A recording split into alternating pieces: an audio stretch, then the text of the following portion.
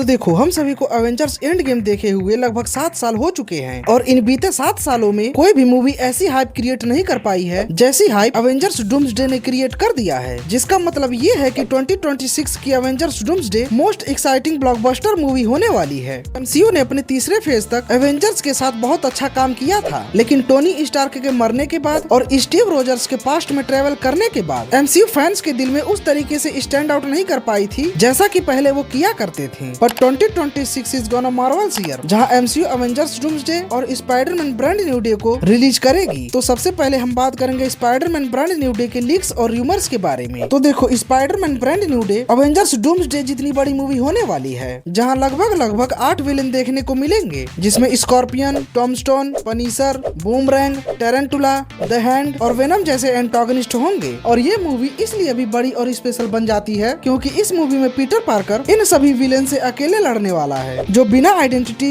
बिना रिलेटिव और बिना फ्रेंड के एज लोन वॉरियर इन सभी विलेन्स का सामना करेगा, जो उसे मार ही डालेंगे। एंड देन एंट्री होती है वेनम के उस टुकड़े की जो स्पाइडरमैन नो वे होम के क्रेडिट सीन में एमसीयू के यूनिवर्स में छूट गया था, और ये वेनम का छोटा सा टुकड़ा स्पाइडरमैन को रिवाइव करेगा। जिसका मतलब ये है कि एक नया कोडेक्स बनेगा, और एक नया कोडेक्स बनने का ये मतलब है कि गॉड ऑफ सिम्बियोटनल टॉम हॉलैंड के स्पाइडरमैन के पीछे पड़ जाएगा, जो एमसीयू में एग्जिस्ट करता है। और ये सारे इवेंट और स्टोरी लाइन एवेंजर्स डूम्सडे के सेम ईयर 2028 में टेक प्लेस करेगा, क्योंकि ये बता ही दिया गया है कि स्पाइडरमैन नो वे होम जो 2024 में टेक प्लेस करती है, उससे 4 साल बाद 2028 में टेक प्लेस करेगी, जो एवेंजर्स डूम्सडे के इवेंट के ईयर में होने वाला है। और इसीलिए मार्क रूफेलो का हल्क और टॉम हॉलैंड के स्पाइडरमैन का डूम्सडे में न दिखना मेक सेंस करता है, क्योंकि एग्जैक्ट डूम्सडे के टाइम पर ही स्पाइडरमैन और हल्क अर्थ 616 के टाइमलाइन में अपनी परेशानियों से लड़ रहे होंगे। और वहीं एवेंजर्स डूम्सडे के लीक और रूमर्स की बात करें तो ये मूवी हिकमैन की न्यू एवेंजर्स और सीक्रेट वार्स से इंस्पायर होगी। जोनाथन हिकमैन की 2013 की न्यू एवेंजर्स और सीक्रेट वार्स को मार्वल कॉमिक्स की पीक राइटिंग कंसीडर किया जाता है। और लीक्स की माने तो ये मूवी डेडपुल और टोबी मैगवायर के स्पाइडरमैन के बीच इंटेंस फाइट के साथ शुरुआत होगी, और इसी फाइट सीक्वेंस के बीच डेडपुल एंड वुल्वरीन टोबी के यूनिवर्स में बीस्ट के द्वारा बनाया हुआ यूनिवर्स डिस्ट्रॉयर बम छोड़ देते हैं ताकि ये इनकर्जन रुक जाए। और इस तबाही में डेडपुल तो सेफली निकल जाता है, लेकिन वुल्वरीन और टोबी के स्पाइडरमैन को मरा हुआ मान लिया जाता है, लेकिन वो दोनों समहाउ सरवाइव कर जाते हैं। और यही दोनों मेरे हिसाब से सीक्रेट वॉर्स का दरवाजा भी खोलेंगे। और उधर डॉक्टर डूम, स्टीव और फैंटास्टिक फोर एक्स-मैन के यूनिवर्स में हेल्प के लिए जाएगी कि कैसे इनकर्जन्स और कोलैप्स होते हुए यूनिवर्सेस को रोका जाए। लेकिन इन सभी को देखते ही एक्स-मैन उन सभी पर अटैक कर देंगे, क्योंकि उन्हें लगेगा कि डॉक्टर डूम, कैप्टन अमेरिका और फैंटास्टिक फोर उनके यूनिवर्स को डिस्ट्रॉय करने आए हैं, क्योंकि एक्स-मैन खुद भी दूसरे यूनिवर्सेस और रियलिटी को डिस्ट्रॉय करके अपने यूनिवर्सेस को बचाते हुए आ रहे थे। और यहीं से सारी चीजें बद से बदतर होती चली जाएंगी। रूमर्स की माने तो डॉक्टर डूम टीवीए को डिस्ट्रॉय करने के साथ साथ लोकी को भी मारने वाला है, और जिस तरीके से थैनोस ने लोकी को खत्म किया था, उस हिसाब से तो डॉक्टर डूम लोकी को चींटी की तरह मसल कर रख देगा। वेल, देखते हैं कि हमें एवेंजर्स डूम्सडे के बारे में और क्या क्या देखने को और सुनने को मिलता है। तो मिलते हैं नए वीडियो के साथ, तब तक के लिए अपना ख्याल रखिए। Bye bye.